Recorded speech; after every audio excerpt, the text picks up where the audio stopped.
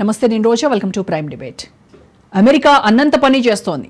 బయటకు కనిపించకుండా, తన ప్రమేయం లేకుండా చేయాల్సిన పనంతా ఇజ్రాయెల్తో చేయిస్తోంది. ఇజ్రాయెల్ చుట్టూ ఉన్న అరబ్ దేశాలపై దండయాత్ర చేయిస్తూ తన మాట వినకుంటే నలిపినట్టు నలిపేస్తానంటూ దూకుడు ప్రదర్శిస్తోంది. మొత్తంగా పశ్చిమాసియా తగలబడిపోతోంది. మొన్న సిరియా, నిన్న లెబనాన్, నేడు ఇరాన్. ఇలా అడ్డం వచ్చిన వాళ్ళందరినీ వేసేసుకుంటూ రెచ్చిపోతోంది. పాలస్తీనా వాసులు తిండి దొరక్క ప్రజలు అల్లాడిపోతున్నారు. తాజాగా గల్ఫ్ దేశాల్లో ప్రతిష్టంభన నెలకొంది. ఇప్పుడు ఇజ్రాయెల్ దెబ్బతో ఇరాన్ కుదేలవుతోంది. నాడు జీవాయుధాలను త్యజించాలంటూ ఇరాక్పై దండయాత్ర చేసిన అమెరికా ఇప్పుడు అణ్వాయుధాలను వదులుకోవాలంటూ ఇరాన్ను ఉక్కిరిబిక్కిరి చేస్తోంది. అసలు ఇరాన్ అణ్వాయుధాలతో తమకు ప్రమాదం పొంచి ఉందని అమెరికా భావిస్తున్నట్టుగా కనిపిస్తోంది. దీర్ఘశ్రేణి మిసైళ్లతో తమకు ప్రమాదం పొంచుందని అగ్రరాజ్యం వర్రీగా ఉంది. దీంతో ఇరాన్ వద్ద అణ్వస్త్రాలు ధ్వంసం చేయాలని చాన్నాళ్లుగా భావిస్తోంది. ఇరాన్ అణ్వాయుధాలను నేలమట్టం చేసి పనిని ఇప్పుడు అమెరికా ఇజ్రాయెల్కి అప్పగించింది.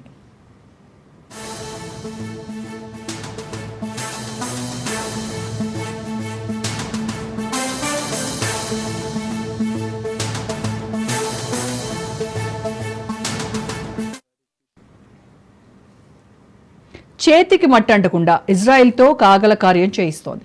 ఇజ్రాయెల్ దాడి తర్వాత పరిస్థితులు ఎలా మారతాయోనని గల్ఫ్ దేశాలు టెన్షన్ గురవుతున్నారు.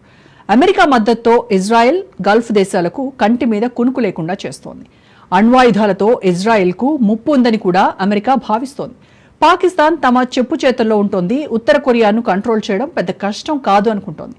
అందుకే ఇరాన్ వద్ద ఉన్న అణ్వాయుధాలను నాశనం చేస్తే తమ భద్రతకు ఇక ఢోకా ఉండదు అనుకుంటోంది. అందుకోసం ఇజ్రాయెల్ను ఉసుగొల్పింది. గత కొద్ది రోజులుగా గల్ఫ్ కంట్రీస్ నుంచి అమెరికన్లను తట్టాబుట్టా సర్దేసుకుని వచ్చేయాలంటూ కూడా అమెరికా హెచ్చరించింది. ఓవైపు ఇజ్రాయెల్లో బెంజమిన్ నెతన్యాహు సర్కార్ను సాగనంపాలని అక్కడి విపక్షాలు భావించినా అది సాధ్యం కాలేదు. అవిశ్వాసం వీగిపోవడంతో నెతన్యాహు రెట్టించిన ఉత్సాహంతో ఇరాన్పై దండయాత్ర చేస్తున్నాడు. అమెరికా మద్దతు ఉంటే ఇక ఏం చేయడానికైనా భయపడాల్సిందే ఉంటుంది.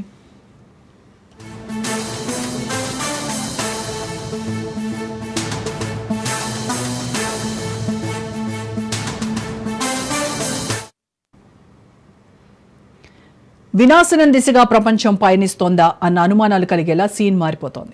పాలస్తీనాపై మెరుపు దాడులతో రేపు తమకేం జరుగుతుందోనని ప్రపంచ దేశాలు కలవరపడుతున్నాయి. ఇజ్రాయెల్ దాడుల తర్వాత ఇరాన్ డ్రోన్ దాడులతో రెచ్చిపోతోంది. కానీ అమెరికా టెక్నాలజీ, ఇజ్రాయెల్ మేధస్సు ముందు ఆ దేశాలు తట్టుకొని నిలబడటం కష్టం. ఒక్కొక్కరిని ఒక్కోలా ఇజ్రాయెల్ చేస్తుంటే అమెరికా తానా అంటే తందానా అంటోంది. ఇరాన్ అణ్వాయుధాలను లక్ష్యంగా ఇజ్రాయెల్ దాడులు ఏ దిశగా సాగుతాయన్న దానిపై ఎంతో కన్ఫ్యూషన్ ఉంది. ప్రపంచ దేశాలకు ఇరాన్ నుంచి చమురు నిల్వలు ఎంతో కీలకం. ఇప్పటికే చమురు ధరలు పెరగబోతున్నట్టు సంకేతాలున్నాయి.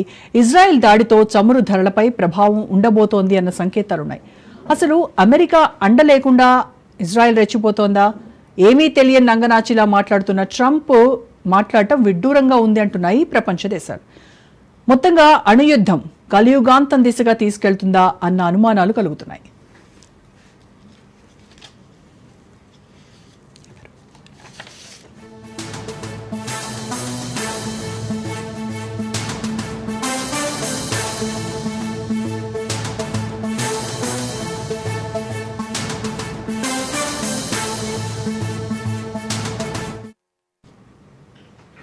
అణుయుద్ధం తప్పదా, కలియుగాంతం తప్పదా? దీనిపైన ఇవాళ ఈ డిబేట్లో మనం మాట్లాడదాము. దానికంటే ముందు ఒక షార్ట్ బ్రేక్ తీసుకుని వద్దాం. Stay tuned.